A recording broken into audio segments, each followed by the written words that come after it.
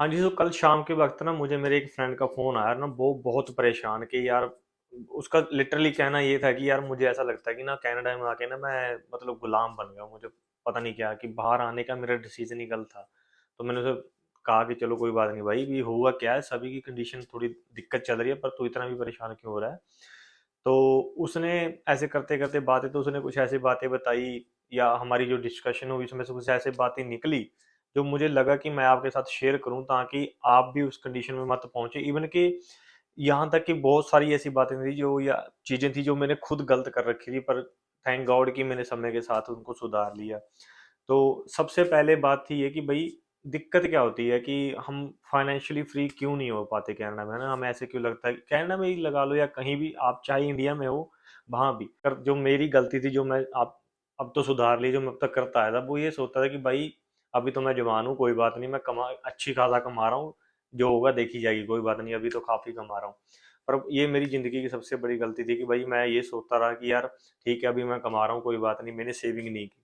तो जो student life से जो भी कोई इमिग्रेंट यहाँ प्लस टू या वैसे ही आया, अपनी जवानी में आया, ठीक है, वो ये सोचे कि यार अभी अच्छा खासा मैं कमा रहा हूँ, कोई बात नहीं, उड़ाते रहना या किसी अच्छी तरह सेविंग नहीं करना, ये सबसे बड़ी गलती है। ठीक है, अगर आपके पास या आपके माँ बाप के सर पे लोन है, उसे उतारें, ट्राई करें सेव करने के लिए, अपने फ्यूचर के लिए या अपने फ्यूचर गोल्स के लिए। फिर दूसरी सबसे बड़ी गलती जो लोग करते हैं वो होते हैं कि एक जॉब पे डिपेंड रहना। किसी की मान लो अच्छी खासी जॉब लगी है, लेट्स से 7-8 हज़ार डॉलर की लगी हुई है मंथली, जो कि बहुत कम है पर है भी। मान लो इतनी लगी हुई है और वो आदमी उड़ाई जा रहा है कि यार कोई बात नहीं, ये 30 दिन का तो महीना होता है, फिर आ जाने हैं पैसे। तो ये भी बहुत बड़ी गलती है कि हम अपने पैसे का वो ऐसे ही समझते हैं कि भाई कोई बात नहीं, 30 दिन में फिर आ जाने हैं, खा पी लेते हैं, पर नहीं, ऐसा नहीं करना चाहिए। उसके बाद आती है कि सेविंग ना करना। सेविंग ना करना मतलब क्या होता है कि जैसे अगर कोई 20 या 30 डॉलर या 50 डॉलर सेव कर रहा है और वो उसकी इनकम है मान लो 5 या 6 हज़ार डॉलर, ठीक है, तो क्या करते हैं लोग कि पहले जैसी इनकम आई, देखा कि हाँ चलो रेंट देना है या कुछ और बिल देना है, पे किए, लेट्स से 5 हज़ार में से 3 हज़ार बच गए, तो वो भाई उसको ऐशो आराम में लगा दें, कहीं घूमने निकल गए या कुछ वैसे वैसे खर्चे कर दिए। रहर हुआ कि अगर थोड़े बहुत बचते भी हैं तो उनको सोचते हैं कि ये चलो थोड़ा बहुत सेव करना है या बैक होम इंडिया में भेज देते हैं, पर ये बहुत बड़ी गलती है भाई। सभी का बुढ़ेपा आना है, सभी पे जवानी हमेशा नहीं रहनी। अगर आपके लेट्स से 2 हज़ार 3 हज़ार कुछ भी सेविंग होती है, अगर आप कमाई 3 हज़ार रहे हो, 1 हज़ार बच रहा है, तो ट्राई करो उसमें से पहले सेव करो, फिर जो बच गया उस हिसाब से अपना खर्चा पानी करो। फिर जो लोग इस स्टेज से निकल के अगली स्टेज पे आ जाते हैं, जैसे कि किसी को चलो पता चल गया कि यार कि हाँ मैंने बहुत गलतियां कर दी यार, कि कमाता था, मेरी अब वैसी कंडीशन नहीं रही, मैंने पैसा नहीं संभाला, तो भाई जो होना था वो हो गया, अब जो छोड़ दो सो। यही बात दिमाग में बार बार घुमाते रहना कि भाई मैं ऐसा कर लेता वैसा कर लेता, अब आप कुछ नहीं कर सकते थे, ना आपने कुछ अब कर सकते हो। जो हो गया सो हो गया, उसको निकल गया, वो समय निकल गया, अब आगे की संभालो। जो मैंने आपको पहले बताया कि अगर आपकी जॉब लगी है उसके साथ कोई ना कोई साइड हसल पिक करो, पैसा सेव करो, ट्राई करो कि जो आपका सामान निकल गया, मान लो आप जो 20-50 कुछ सेव करने थे आपने मंथली, तो साइड हसल करो, उसको कवर अप करने की कोशिश कर सकते हो, आप कुछ नहीं कर सकते, जितना मर्जी सोचते रहो। यहाँ कनाडा में क्या होता है कि जैसे ही आप लैंड करते हो यहाँ, कर्जा लेना इतना आसान है ना कि इंडिया में इतनी आसान रोटी खानी नहीं है जितना यहाँ पे कर्जा लेना आसान है। आते सारी आपको क्रेडिट कार्ड पकड़ा देंगे, एक आईडी चाहिए, आते सारी आपको 2 हज़ार डॉलर का क्रेडिट कार्ड पकड़ा देंगे।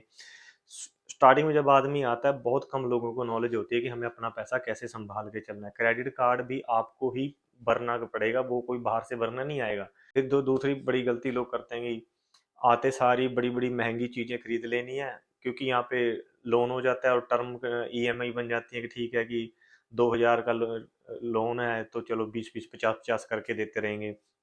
ये 20-20 50-50 करके आपको पता नहीं चलता कब आपका मंथली 1,000-1,200 डॉलर जस्ट ईएमआई में ही निकल रहा है। ये 2-2 3-3 साल के कॉन्ट्रैक्ट होते हैं, आप पहले भी भर सकते हो, बट आप बहुत हार्ड होता है कि पहले भरते हो, क्योंकि आपको लगता है यार इकट्ठे 2 हज़ार देने की बजाय क्यों, कोई बात नहीं, मैं 2-2 सौ या 100-100 करके देता रहता हूँ।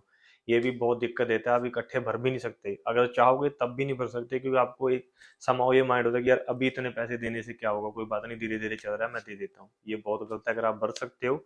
इवन कि पहली बात तो ये कि अगर 2-3 हज़ार डॉलर की कोई चीज़ आपको लेनी है, अगर आप फुल वो कैश में ले सकते हो, फुल पे आउट कर सकते हो, उसका सबसे बेस्ट है कि वो वैसे ही करें। एटलीस्ट आप कुछ ये लेके पछताओगे नहीं कि यार भाई मैं अब मुझे किस्त देनी पड़ रही है। फिर आ जाता है भाई कोई भी इमरजेंसी फंड ना होना। इमरजेंसी फंड इसलिए ज़रूरी है कि जो भी विदेश में बैठे हैं लोग, कभी कोई पता नहीं भाई कब कैसे किसको कहाँ जाना पड़ जाए। ठीक है, इवन के कनाडा से तो अगर आपको फ़्लाइट ही लेनी है वन वे की 1100-1200 डॉलर की, और 1100-1200 डॉलर बहुत मुश्किल से ही इकट्ठे होते हैं एक बार में। और आने जाने के तो 1500 से 2000 डॉलर का एटलीस्ट फ्लाइट फ्लाइट का ही खर्चा है। मैं नहीं चाहता कि खुदा ना खास्ता आपको इमरजेंसी कहीं जाना पड़े।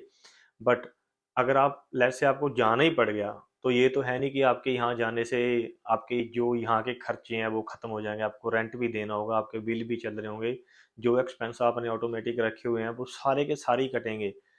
क्या आपके पास वो एक्सपेंसेस हैं कि अगर आप लेट्स से आप 5-6 महीने के लिए इस मतलब गायब हो जाओ, तो क्या आपके पास इतना पैसा है कि जो आपके खर्चे नॉर्मली चल रहे थे वो चलते रहे? ये ना हो कि आप 1-2 महीने के लिए बाहर गए और आके घर में फिर आपको होमलेस वाला ही काम हो जाएगा, आपको बैंकरप्सी फाइल करने। एटलीस्ट 6 महीनों का इमरजेंसी फंड रखें। अगर आपका मंथली 2000 या 2500 डॉलर खर्चा है, तो कम से कम 12 से 15 हजार डॉलर आपका एक्सपेंस होना चाहिए जो इमरजेंसी के लिए आपका काम आ जाए।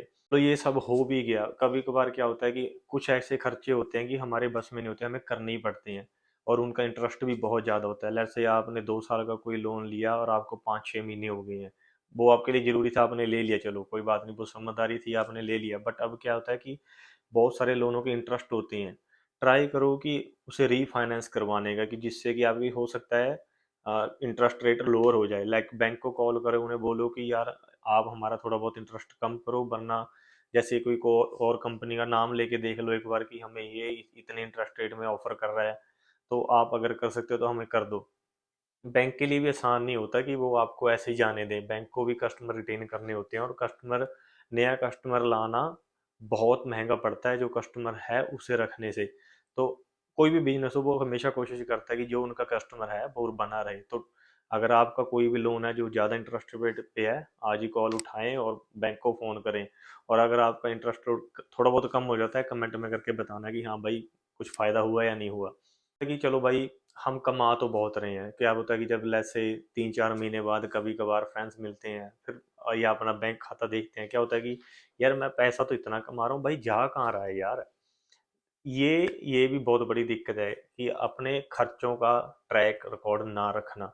लेट्स से क्या होता है कि क्रेडिट कार्ड है या फोन पे है या एप्पल पे है, कहीं गए हमने टैप किया और निकल लिए। आप खुद ट्राई करके देख लेना। लेट्स से अगर आपका यूजुअली आप लिखते हो कि यार भी मेरा 3 हजार डॉलर खर्चा है, आप 3 हजार अपने होता है ना कि वॉलेट में रख लो, और सभी कैश में करना आपको खर्चा। हो सकता है मंथ के एंड में आप उसमें से 200-300 डॉलर बचा लो। बट अगर आपका क्रेडिट कार्ड चल रहा है, टैब चल रहा है, तो ये भी नहीं पता लगता कि कभी कभार 3 हजार की बजाय आप 3100-3200 डॉलर एक्सपेंस कर देते हो। तो कोशिश क्या करो कि यार जो भी आप डेली एक्सपेंस करते हो, या फ़ोन में नोट बने हुए हैं, नोट्स में जाओ और लिखो साथ ही साथ, चाहे $2, $5, $10 जो भी हैं, वो जो भी खर्चे कर रहे हो आप दिन में, वो एक एक खर्चा लिखो। फिर मंथ के एंड में देखना, आपको खुद पता चल जाएगा कि भाई यार ये चीज़ तो ज़रूरी नहीं थी, मैंने वैसे ही ले ली। इससे आप गलतियां करने से बच सकते हो जो बार बार और मंथली करते हो। फिर आ जाता है कि जो जो लोग रेगुलर जॉब करते हैं उनका तो टैक्सेस पहले ही कट जाते हैं, कोई बात नहीं, उनको फाइन, उनके हाथ में कुछ नहीं है। वो जो 13%, 14-15% जो जाना होता है वो जाना ही जाना है, जो लोअर वेज क्लासेस में काम करते हैं। कुछ लोग हैं जो कॉरपोरेशन पे काम करते हैं, मोस्टली ट्रक ड्राइवर हो गए, आईटीआई वाले हो गए, आईआईटी वाले हो गए, वो कॉरपोरेशन में काम करते हैं, उनको टैक्सेस मिलता है और फिर बाद में फाइल करना पड़ता है। बहुत से लोग ऐसे होते हैं कि जो थोड़ा सा भी रिस्क ना लेने के चक्कर में बहुत ज़्यादा टैक्सेस पे कर सकते हैं। लीगली ऐसे बहुत से रास्ते हैं जो उससे जिससे आप अपने टैक्सेस कम कर सकते हो, और ट्राई करो, एक्सप्लोर करो, अच्छा अकाउंटेंट ढूंढो जो आपके लीगली टैक्सेस कम कर सके। अगर आप अच्छे अकाउंटेंट को 200 फालतू दे दोगे ना, तो ये नहीं पता कि वो आपके 2000 या 1500 या 1000 भी अगर उसने बचा दिया तब भी आपका फ़ायदा है। अब रही बात ऐसे कि जो हमने सेविंग की है, अगर आप उसको बैंक में रखते हो, तो वो यहाँ कनाडा में तो बैंक कितने कम इंटरेस्ट देते हैं ना आपके पैसे पे, कि वो रखे या ना रखे एक बराबर ही है। तो मैं पर्सनली क्या करता हूँ कि मैं 10, 20, 50 जो भी मुझसे बनता है, मैं मंथली जो भी एक 10, 20, 50 निकालता हूँ। तो जो जितने भी कैनेडियन स्टॉक्स हैं, तो उनके लिए मैं बेस्ट सिंपल यूज़ करता हूँ। वो कैनेडियन स्टॉक सारे ही इस पे फ्री आप बाय और सेल कर सकते हो। अगर आपको वेल सिंपल डाउनलोड करनी है तो मैं डिस्क्रिप्शन में लिंक डाल दूंगा, प्लीज़ उस लिंक से डाउनलोड करना। तो इससे होगा क्या कि आपको भी शायद $10 या जो भी उस टाइम का ऑफर चल रहा होगा, जब भी आप डाउनलोड करोगे, आप और हमारा मेरा दोनों का ही फ़ायदा होगा। $10 या $20 $5 कुछ भी हो, अगर आपको साइन अप करने का सोच ही लिया तो वो जो एक्स्ट्रा आ रहे हैं वो हम सभी का फ़ायदा है। सो भाई ये थी आज की वीडियो। अगर आपको अच्छी लगी और आप भी ऐसी हेल्पफुल वीडियो चाहते हो कि मैं आगे फ्यूचर में बनाता रहूं, तो प्लीज़ मेरा चैनल सब्सक्राइब कर लेना, और वीडियो अच्छी लगी तो लाइक कर लेना और बेल आइकन बटन जरूर दबा देना, जिससे कि मैं आगे कोई भी वीडियो बनाऊं तो सबसे पहले आपको पता चल जाए।